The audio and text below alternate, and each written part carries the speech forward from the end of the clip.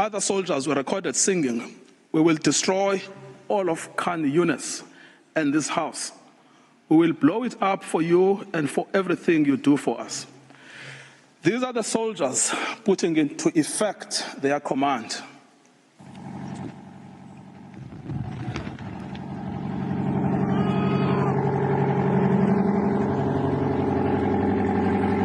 שכונת סג'אי הזל, נחל עוז, בעזרת השם יהיה לכם.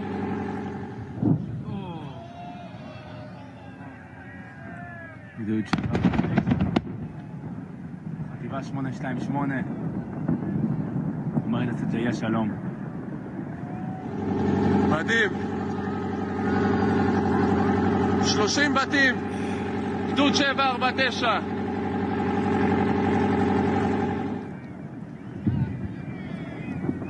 כאן מתחיל הניצחון.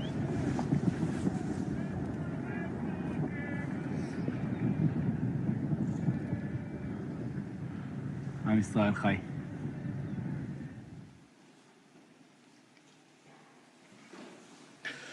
The commanders of the army are also of the same mind.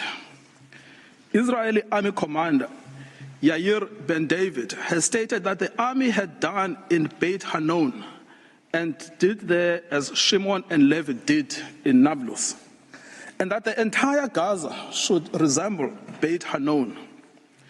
Israeli soldier Yeshai Shalev published a video against the backdrop of the ruins of what was the site of Al-Azhar University with the caption, "Once upon a time, there was a university in Gaza, and in practice, a school for murderers and human animals."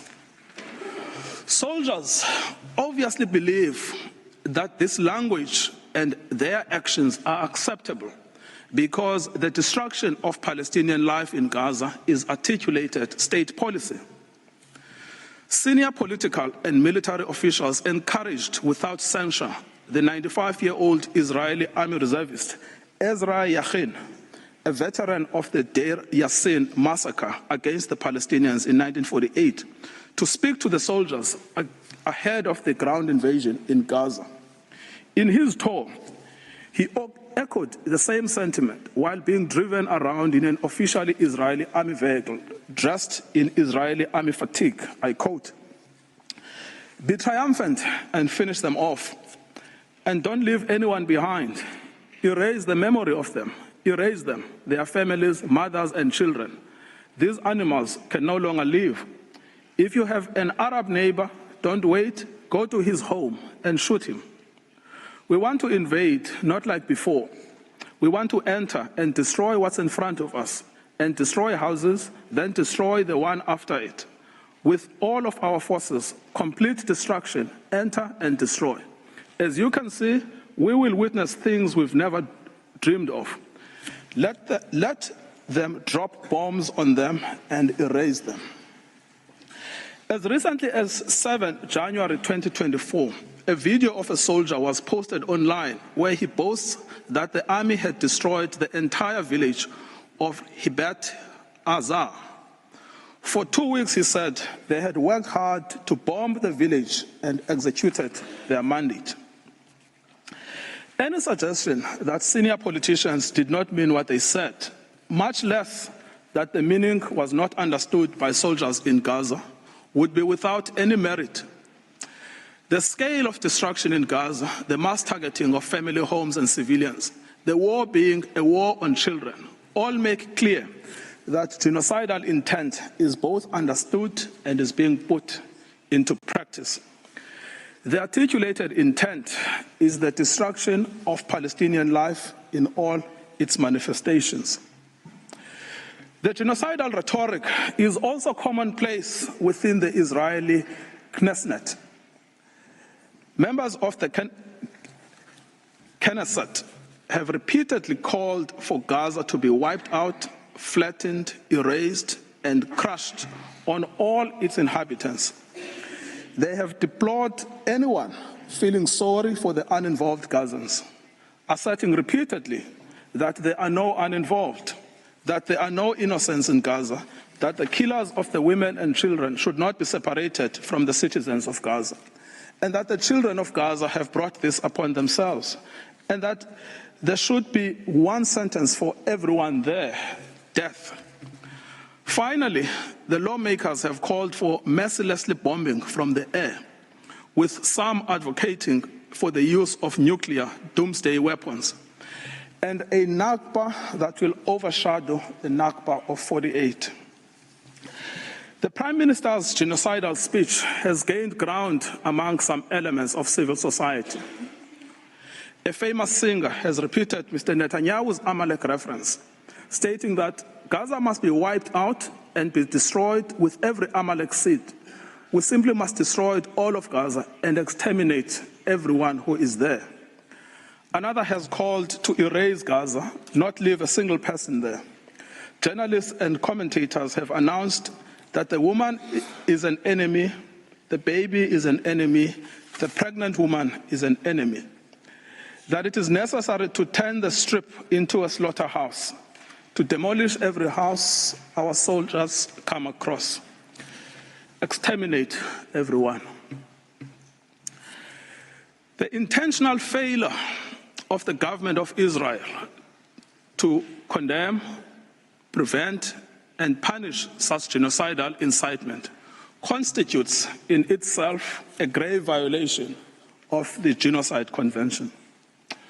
We should recall, Madam President, that in Article 1 of the Convention, Israel confirmed that genocide, whether committed in time of peace or in time of war, is a crime under international law. And it undertook to prevent and to punish it as such. This failure to prevent, condemn, and punish such speech by the government has served to normalize genocidal rhetoric and extreme danger for Palestinians within Israeli society. As MK Moshe Sada from the Likud party has said, the government's own attorneys share his views that Palestinians in Gaza must be destroyed. I quote, "You go anywhere and they tell you to destroy them. In the kibbutz, they tell you to destroy them. My friends at the state attorney's office who fought with me on political issues in debate said to me, it is clear that we need to destroy all Gazans. Destroy all Gazans." Israel is aware of its destruction of Palestinian life and infrastructure. Despite this knowledge, it has maintained and indeed intensified its military activity in Gaza. As to full awareness, in the week after 7 October, NGOs and the United Nations warned of an unprecedented humanitarian crisis in Gaza.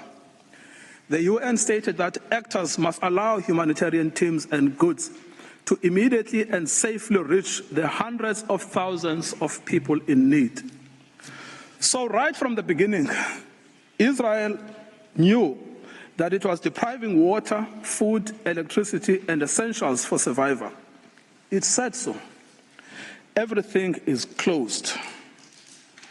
It has known that it was depriving Palestinians of health care and treatment for injury in the middle of an unprecedented bombardment, of food and water, and of other essentials for survival. This prompted the World Health Organization to say, "We are on our knees asking for sustained, scaled-up, protected humanitarian operations, appealing to all those in a situation to make a decision or influence decision makers to give us the humanitarian space to address this human catastrophe." Despite this knowledge, Israel continues to target infrastructure essential for survival: water and sanitation infrastructure, solar panels, bakeries, mills, crops. It bombs hospitals, decimating the healthcare system. It targets aid workers and the infrastructure of the United Nations. It is because of the policy of Israel that Gaza has become a place of death and despair. In conclusion, Madam President, many propagators of grave atrocities have protested that they were misunderstood, that they did not mean what they said, and that their own words were taken out of context. What state would admit to a genocidal intent? Yet, the distinctive feature of this case has not been the silence as such, but the reiteration and repetition of genocidal speech throughout every sphere of state in Israel. We remind the court of the identity and authority of the genocidal inciters: the Prime Minister, the President, the Minister of Defense, the Minister of National Security, the Minister of Energy and Infrastructure, members of the Knesset, senior army officials, and foot soldiers. Genocidal utterances are therefore not out in the fringes. They are embodied in state policy.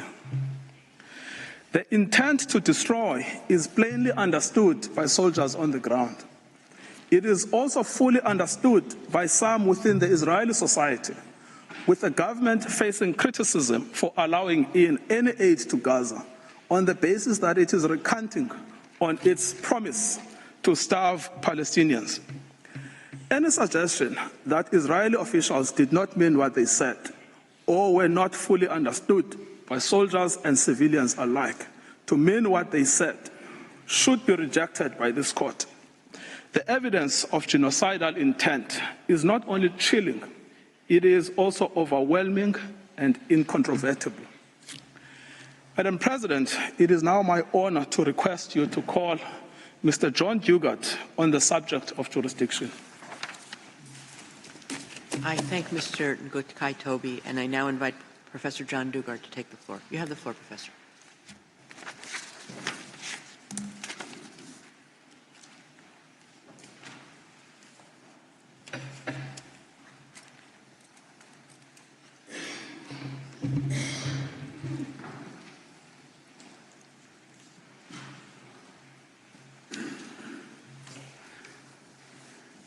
Madam President, distinguished members of the Court, it is a great privilege to appear before you today on behalf of the Republic of South Africa.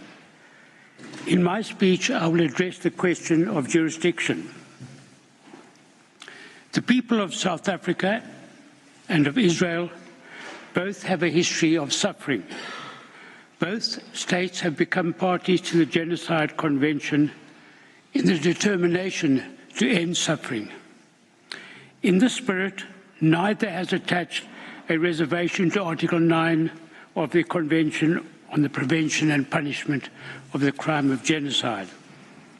It is in terms of this convention dedicated to saving humanity that South Africa brings this dispute before the court. The prohibition on genocide is a peremptory norm. Obligations under the Genocide Convention are erga omnes, obligations owed to the international community as a whole. States parties to this convention are obliged not only to desist from genocidal acts, but also to prevent them. That the obligation of state parties to prevent acts of genocide is the foundation of the convention is clear from its placement in Article 1 of the Convention.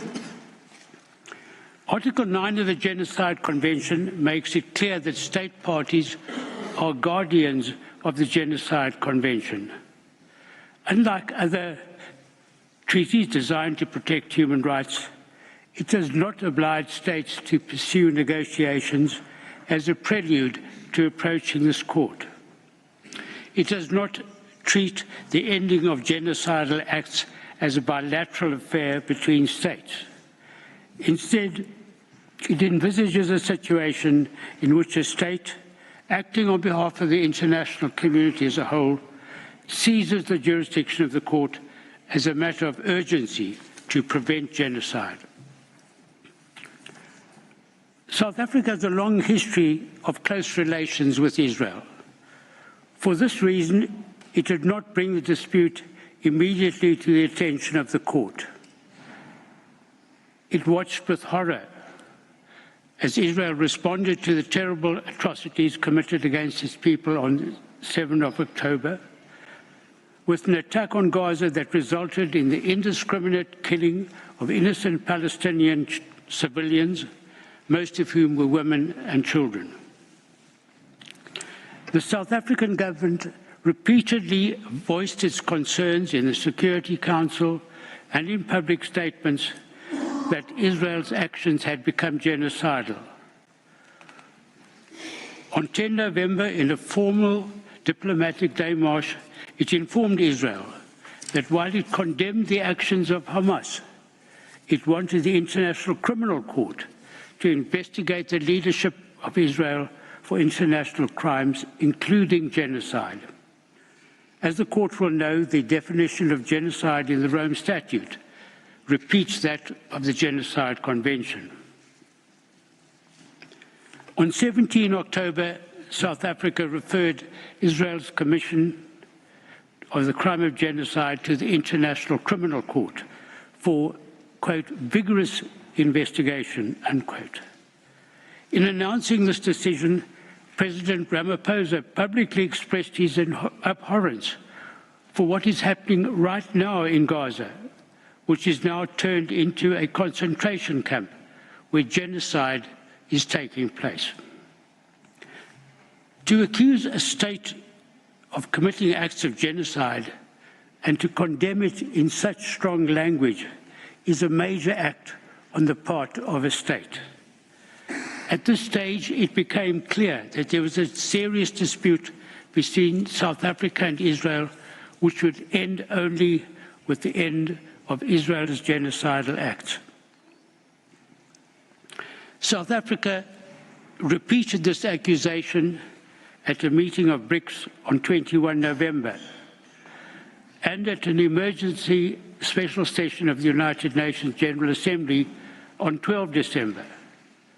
No response from Israel was forthcoming. None was necessary. By this time, the dispute had crystallized as a matter of law. This was confirmed by Israel's official and unequivocal denial on 6 December that it was committing genocide in Gaza. However, as a matter of courtesy, before filing the present application, on 21 December, South Africa sent a note verbal to the Embassy of Israel to reiterate its view that Israel's acts of genocide in Gaza amounted to genocide, that it, as a state party to the Genocide Convention, was under an obligation to prevent genocide from being committed. Israel responded by way of a note verbal that failed to address the issues raised by South Africa in its note and neither affirmed nor denied the existence of a dispute. This was emailed later on the 27th of December. This note was received by the relevant South African team on the 29th of December after the present application was filed. On 4 January, South Africa replied to this note verbal, highlighting Israel's failure to prevent any response to the matters raised by South Africa over the previous months, as reiterated in its note verbal.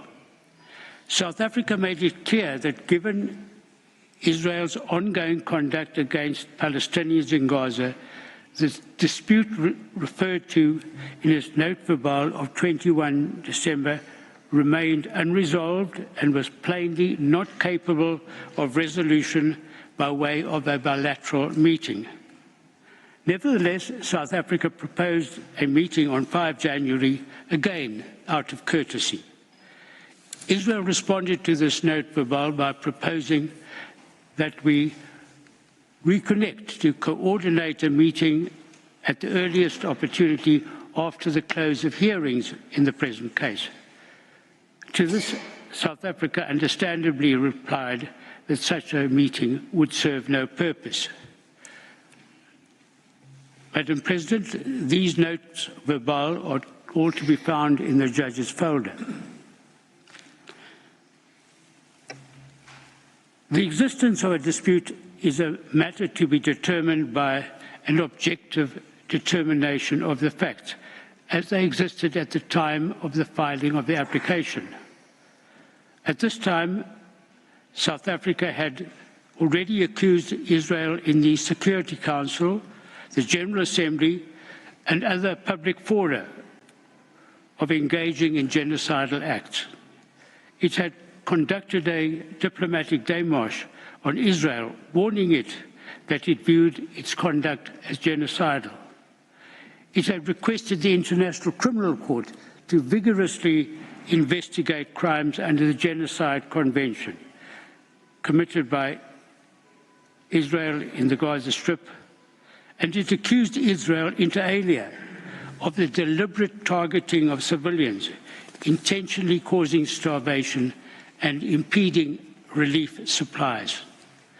It had accused Israel leaders of expressing, quote, the intent of committing genocide. Israel had flatly denied South Africa's accusations. Despite these harsh accusations, Israel has persisted in its genocidal acts against the population of Gaza. What more evidence could be required to establish a dispute? It is precisely because of a situation of this kind, affecting the international community as a whole, that Article 9 of the Genocide Convention does not require negotiations as a precondition to seizing the jurisdiction of the court. Certainly, a respondent state cannot prevent a referral to the court by claiming that there is. Du willst jeden Tag dein Bestes geben? Entdecke AG1, dein Nährstofffundament mit mehr als 70 Zutaten, um voll da zu sein. Dein Immunsystem, dein Fokus, dein Energielevel, voll da. AG1, starte jetzt. And would run counter to the object and purpose of the Genocide Convention. Madam President, the question of the crystallization of a dispute has been addressed by this court in preliminary objections at the merit stage where the burden of proof is higher. Although the court has generally adopted a flexible approach to the subject, it has laid down a number of tests for the existence of a dispute. First, it must be shown that the claim of one party is positively opposed by the other. Second, the date for determining the existence of the dispute is the date of the application, but subsequent conduct may be considered. 3, whether the dispute exists must be determined by an objective determination of the facts. And 4, a dispute exists when it is demonstrated on the basis of the evidence that the respondent was aware or could not have been unaware that its views were positively opposed. When these propositions are applied to the facts of this case, it is incontrovertible that a dispute exists between South Africa and Israel. South Africa strongly believes that what Israel is doing in Gaza amounts to genocide. Israel denies this and claims that such an accusation is legally and factually wrong and, moreover, is obscene.